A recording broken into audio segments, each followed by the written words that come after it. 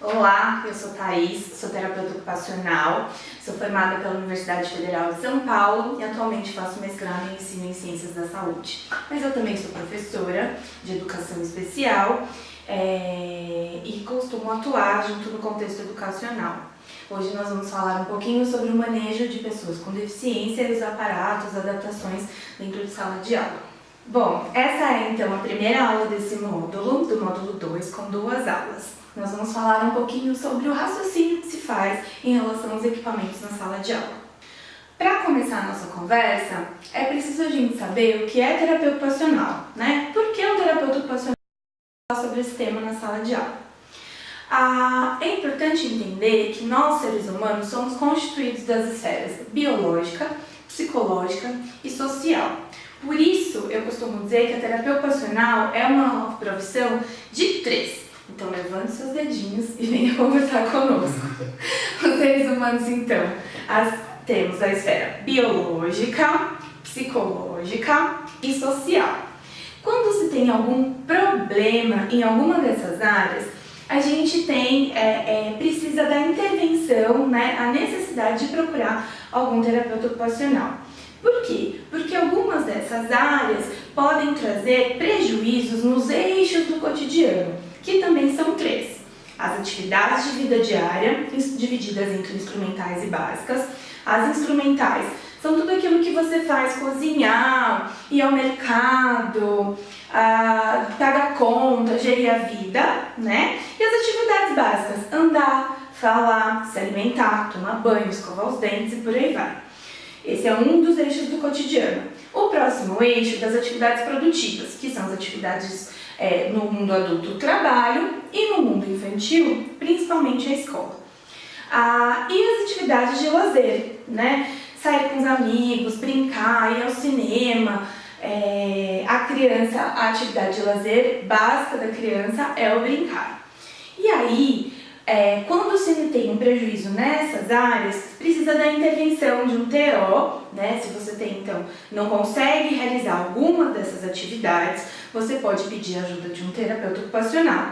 E o terapeuta ocupacional também em 3. Ele vai fazer a intervenção sempre pensando no terapeuta como mediador dessas atividades, a atividade proposta para o processo terapêutico e o cliente. Então, tem que ser significativo, tem que ser uma atividade importante para aquela pessoa, para aquela situação, mediada pelo terapeuta, que tenha a ver com algum eixo do cotidiano, certo? E que essa pessoa tenha algum prejuízo em uma dessas esferas. Por exemplo, quando se tem um prejuízo no quesito biológico, então uma pessoa com deficiência física, sensorial, quando se tem um AVC, por exemplo. Psicológico é quando você tem, do rol dos transtornos mentais, por exemplo.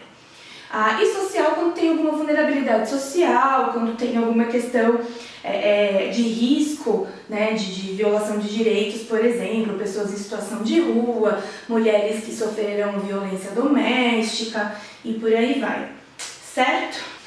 Diante disso tudo que eu falei, por que então um terapeuta ocupacional vai poder te falar as questões como manusear as pessoas que estão na escola, o que isso tem a ver com o ambiente escolar? Isso parece muito básico quando está na clínica, mas o TO ele tem uma área de abrangência muito grande. Então, pessoas com deficiência, uma questão de novo biológica ou sensorial, em idade escolar, tem os seus prejuízos nas atividades produtivas, ou seja, elas não podem participar plenamente dentro da escola, fazer todas as atividades propostas como outras crianças que não têm deficiência, Então tem prejuízo nessa participação plena. Os TOs trabalham então em diferentes ambientes educacionais, como escolas regulares públicas e particulares, escolas de educação especial, escolas alternativas e também universidades. Nesses ambientes, trabalham com os estudantes de diversas faixas etárias, então a gente pode trabalhar desde a pré-escola até a idade adulta, até a universidade.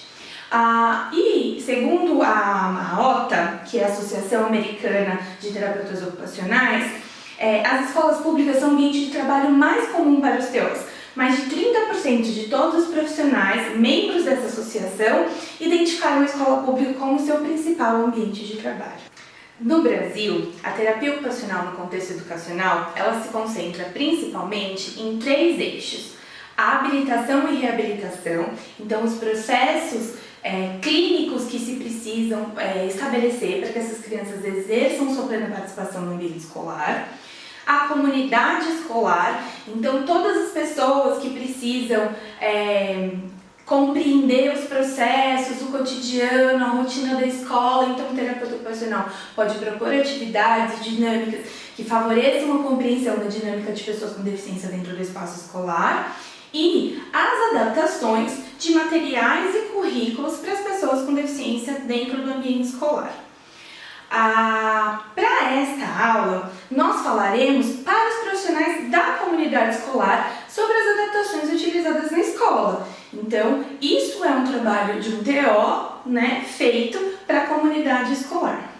Para a gente começar a conversar, a gente precisa falar de alguma coisa muito básica que até nos decretos, leis e estatutos a gente acaba confundindo algumas coisas, que são as palavras autonomia e independência.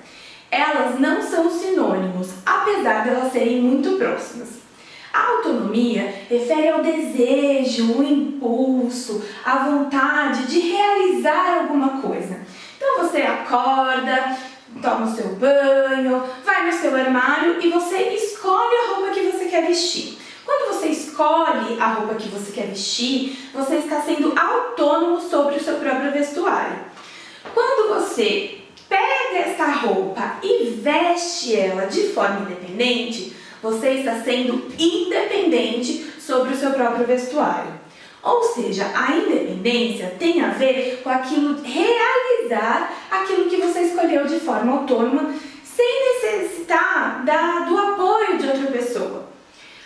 Ou necessitando de um menor apoio. Porque para se vestir, por exemplo, tem várias fases, tem várias etapas que faz com que você possa graduar essa etapa. Então, às vezes, você não é independente para pôr a blusa, mas você consegue ser independente para pôr a calça e vice-versa, certo? Isso é muito importante porque a gente precisa compreender que muitas vezes os nossos alunos, as pessoas que a gente acompanha dentro da escola, eles têm materiais e adaptações para serem mais independentes em alguns casos e para serem mais autônomos em outros casos. Eu costumo sempre brincar que quando a gente faz faculdade, não dão uma varinha mágica pra gente. Eu trago essa varinha mágica para todos os lugares porque eu insisto que ela vai fazer mágica, mas ela não faz. E aí, quando não tem varinha mágica para resolver os problemas, a gente precisa pensar. Então a gente agora vai fazer um exercício para começar a pensar os caminhos para proporcionar autonomia e independência para os nossos alunos. Muito bem. Falando então, como a gente pode facilitar os processos dos nossos alunos dentro da sala de aula, a gente volta então a pensar naquele modelo de 3. Então, pessoa, ambiente e atividade. Neste modelo, pensando nessas 3 coisas, sobre a pessoa que está sendo atendida, o ambiente, que é a sala de aula, a escola, e a atividade que está sendo proposta para esse aluno, a gente pode pensar que essas relações são muito complexas entre si. Quando a gente fala de desempenho ocupacional, a gente quer como resultado, este desempenho, é um resultado da relação dinâmica entre essas coisas. Ambiente, pessoa e atividade. Para melhorar esse desempenho dentro da escola, a gente precisa melhorar o ambiente onde essa pessoa está sendo inserida, para facilitar a execução da tarefa. Então, por exemplo, eu tenho lá uma criança que é cadeirante. O que eu preciso? Coisa básica que todo mundo pensa. alargar as portas, né, para acesso dessa cadeira na sala de aula. O que a gente fez? A gente modificou o ambiente para que a tarefa, que é se locomover do ponto A ao ponto B, possa ser realizado com aquela criança que é cadeirante. A gente precisa também parar para pensar que as atividades elas precisam estar sempre vinculadas a um contexto. Elas precisam ser significativas para aquela criança que está executando. Não adianta eu dar uma atividade de matemática para minha turma inteira e para aquele aluno com baixa visão ou com deficiência visual eu passar uma atividade de pintura, de arte. Não faz sentido. Como que eu posso pensar, fazer com que aquele aluno se interesse por um tema tão abstrato como a matemática? A gente vai usar alguma adaptação, né, que a gente vai falar mais pra frente. Para a gente pensar em como que eu faço esse raciocínio, porque às vezes a gente pensa que é muito óbvio, que é muito lógico. Então, eu tenho uma pessoa numa cadeira de rodas que precisa passar por uma porta. Ah, alarga a porta. Não é simples assim. Talvez para esse exemplo seja algo muito óbvio, porque a gente já está acostumado a pensar de que precisa ter espaço para uma cadeira de rodas passar, que não é o mesmo espaço que ocupa um corpo adulto normal, por exemplo. Mas para outras atividades e para que elas sejam significativas, a gente precisa prestar atenção em alguns outros elementos.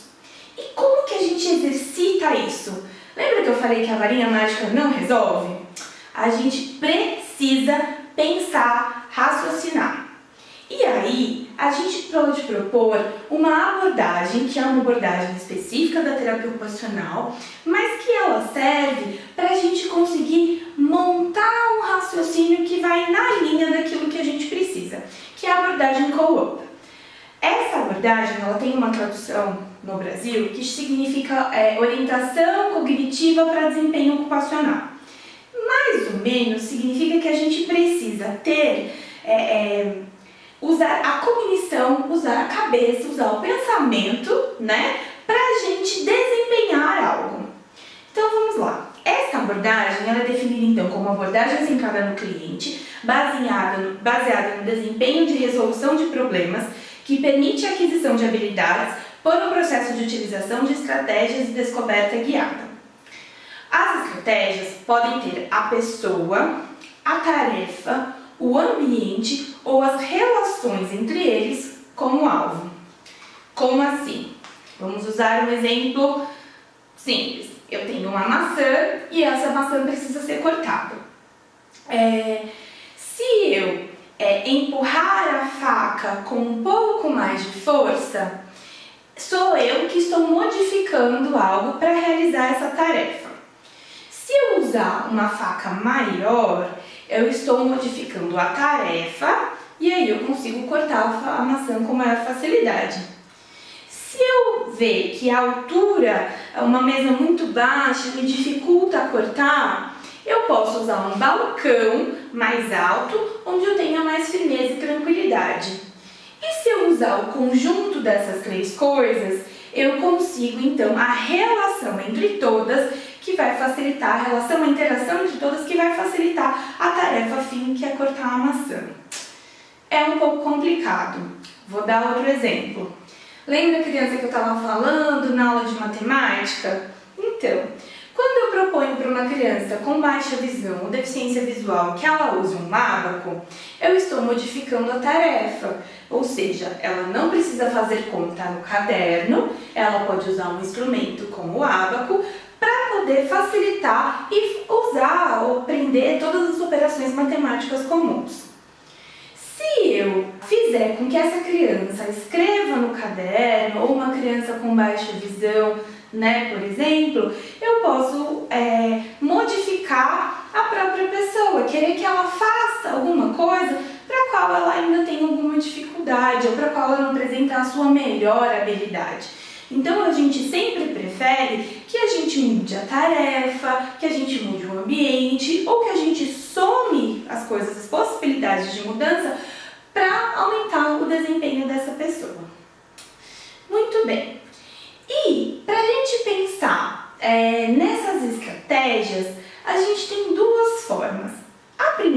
delas, que a gente pode aplicar para praticamente tudo na nossa vida, é o que a gente chama de estratégia global. Essa estratégia global para lidar com a tarefa, ela envolve alguns passos, que são eles: o objetivo, o plano, o fazer e a verificação. Então, para tudo que eu for propor, eu preciso saber qual é o objetivo que eu estou propondo. A gente, na sala de aula, a gente costuma fazer embrulhar e colocar as atividades e tudo mais. Quando a gente trabalha com a apostila, então, nossa, tem que cumprir a apostila.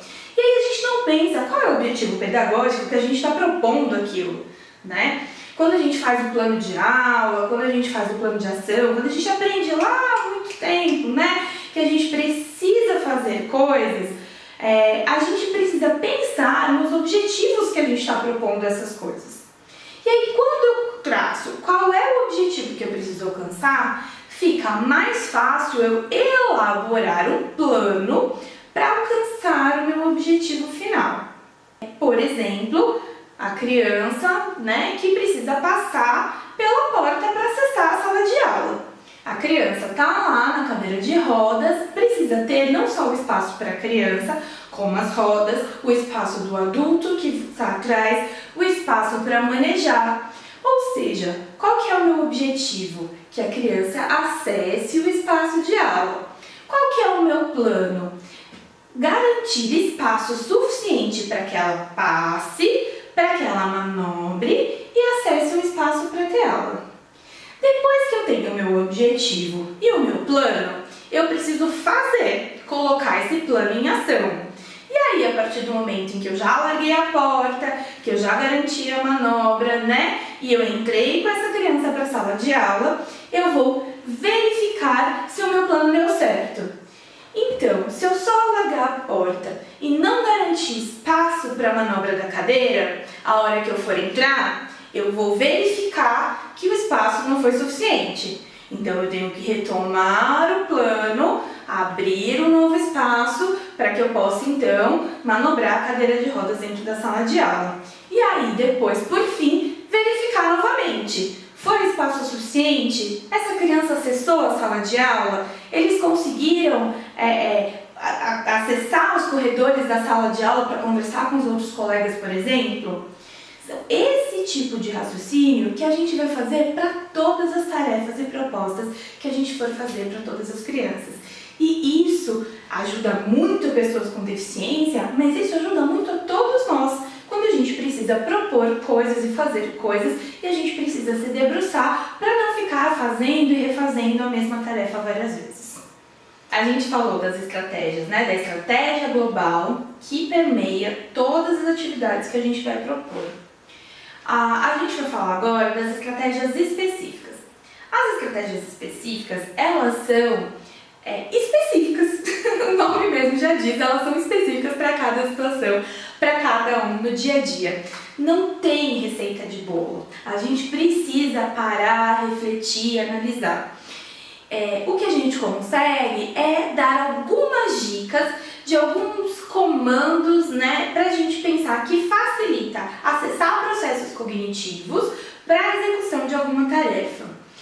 Dentro dessas estratégias específicas, esses comandos, né, esses aportes da cognição, são uma listinha que a gente vai falar agora. O primeiro deles é a posição corporal.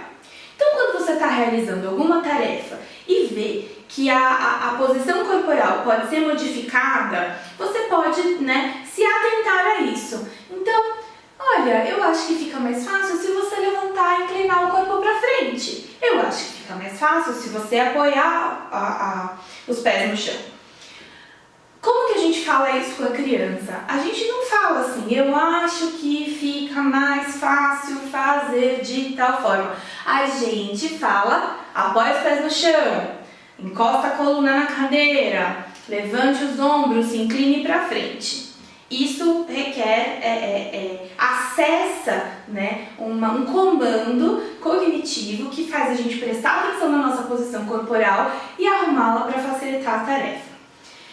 O outro item é a atenção para a ação. Então, quando a gente está desenvolvendo alguma coisa, a gente tem alguns cliques. Olha a bola, presta atenção na luz, escuta o clique do aparelho e por aí vai. São mais comandos para que se preste atenção naquilo que a gente estava fazendo. O outro item, então, é especificação e modificação da tarefa. A gente pode oferecer ajuda durante a tarefa. Então, a gente pode dizer, eu posso te ajudar ou fazer com você? Ou então, ao invés de pintar o desenho todo, vamos fazer só o contorno? A gente está observando que aquilo ficou muito complicado para aquele momento e que essa pessoa precisa de outras adaptações e a gente então vai e oferece alguma mudança naquela tarefa pontual daquele momento.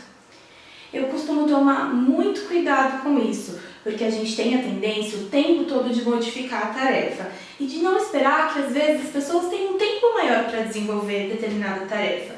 E aí eu acho que tem que ser no meu tempo e não vai rolar. Então, modificar a tarefa é algo muito lá para o final. A gente pode auxiliar na especificação da tarefa. Então mostrar, falar, olha, nessa tarefa você está pintando fora, tinha que pintar dentro do contorno. Olha, nessa tarefa era para fazer contas mais elaboradas, você está fazendo essa conta simples.